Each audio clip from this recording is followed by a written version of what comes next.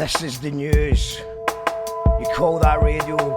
We own the news now. And this is today's news. Glasgow's most iconic nightclub venue is set to make a return after 8 years in the wilderness. The Archies was Scotland's most loved late night venue from about 1990. I have it in good authority that my mate Chris, his band Clan Spamborski, actually opened the venue back in 1990 as the first band. And up until 2015, it was a theatre, a live music venue, a cafe, and it hosted some of the biggest club nights in the UK. But it was controversially stripped of its late night licence after a spate of drug-related incidents. I personally preferred the Soundhouse, but I have many fond memories of the Archies, and I'm happy to see that the space is attempting to return to its former glory. Even if it's only a 2am licence to begin with, it's definitely a step in the right direction, especially as we're losing so many venues and clubs and spaces that have been shutting down across the country as a result of lack of government support during the lockdowns and the ongoing cost of living crisis, which is making it hard for people to afford a night out. Now, the past few years, this famous space has been wasted, in my opinion, and just my opinion, as it kind of turned into like an expensive bar and foodie venue called Platform, not to be confused with the excellent community and arts venue Platform in Easterhouse. And nothing against the Platform that they took over the Archies. It's just a different thing. It's a totally different vibe from what it used to be. But the good news is that the Watchtower Group, who are behind the Fly Open Air Festival, have done a deal with the licensing board to bring back, I think it's 9 club nights to the space. And all going well, this will hopefully lead to more club nights and hopefully live gigs as well, and more club nights and later licensing hopefully as well, because 2am is a pretty pure curfew for electronic music in the UK, and when you compare it to other European cities, it's actually embarrassingly with 2am for a club night is embarrassing compared to the rest of Europe. But what's more embarrassing than the early finish times in Scotland is our draconian views on drug testing and drug use in general. Despite having the worst drug death record in Europe, we continue to put our fingers in our ears and go la la la la, and we repeat the same mistakes over and over again that we've been doing for decades. And now I think it might actually, I'm aware of it might be I think it might be a Tories that are in charge of the drug side of things for what I'm about to talk about. So I'm not having a particularly a go at the Scottish Government or the English Government at the moment, but they both need to work together and sort it out. I'm aware of drug deaths in the Archies from back in the day. I personally know of one person who passed away during the night there, and although some people will disagree, I always found that the searches were always pretty strict. Water always seemed to be freely available, and the staff inside did a fairly good job of keeping an eye on things. The thing is that people are always going to find a way to get drugs into venues, especially so at techno nights, in my experience. Now, the substances that they're taking always come with some sort of risk. However, these risks would be minimised and possibly even avoided completely if there was some sort of drug testing available. There was a really horrible tragedy recently at another venue in Glasgow where 2 people passed away. And if the police, the media and the government are genuinely saddened by deaths they consider tragic at venues and festivals, then the time has come for everyone to get behind drug testing at venues and festivals and just nightlife in general. Now, if you can't go as far as decriminalising recreational drug use, which they should, but maybe that's a step further down the line, then the very least we can do is turn a blind eye to testing stations. Now, there is a precedent for this with a charity called The Loop, which is a drug checking charity whose services have been piloted at festival down south before.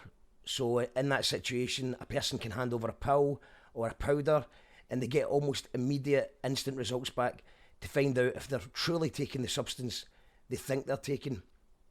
And then also what they would do is maybe put on the screen or on banners that keep an eye out for maybe a particular batch of pills, which aren't what they say they are, or maybe they're stronger than they would normally be.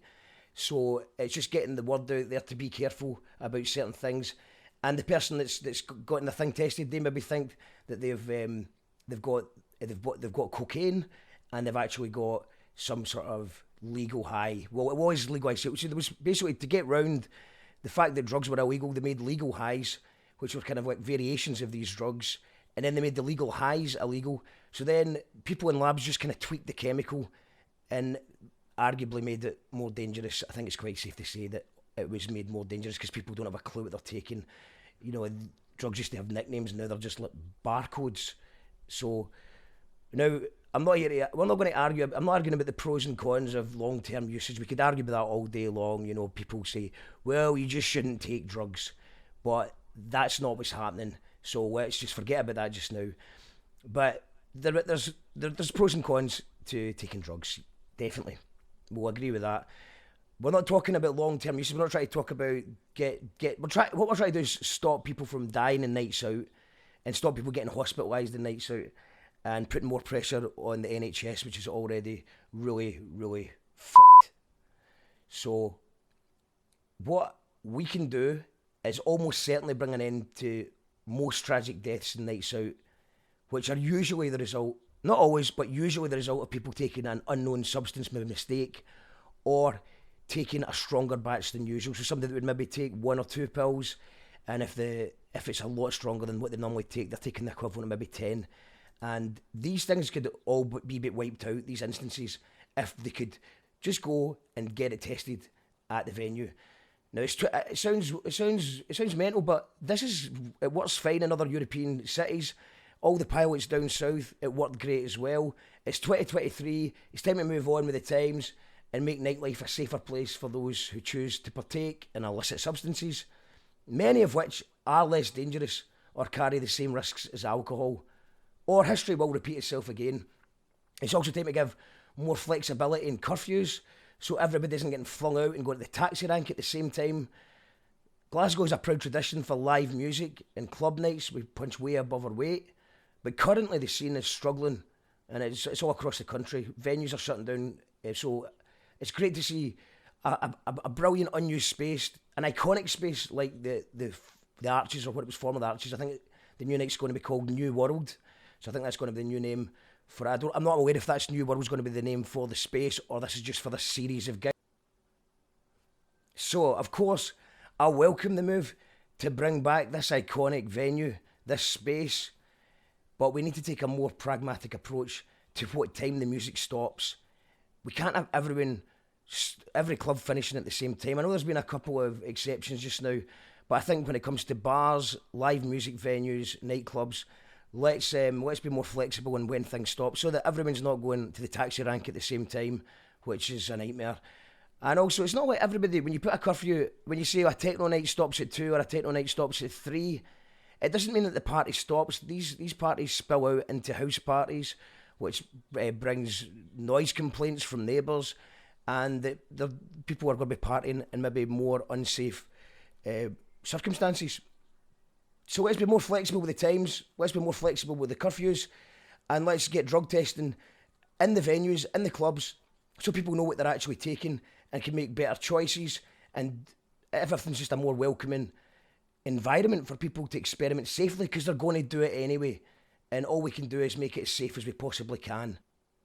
And for anyone who's feeling a bit nostalgic towards the Arches today, or maybe for the younger people who maybe missed out on going to the Arches the first time around, then there's a little interview I did last year about the legacy of the Arches, where I spoke to Kirsten Innes and David Pratchpiece, who both worked at the Arches and recently released a book called Brickwork. It was a really interesting interview, and I think if you're get any curiosity towards the Arches, or you just want to reminisce over the old days, then click the link. It should be there somewhere. Click the button there, and also click like, subscribe, and this is the news. Is this a Netflix thing? It's actually a podcast. What the fuck's a podcast? It's kind of like a radio show. Oh, that! Radio! Yeah.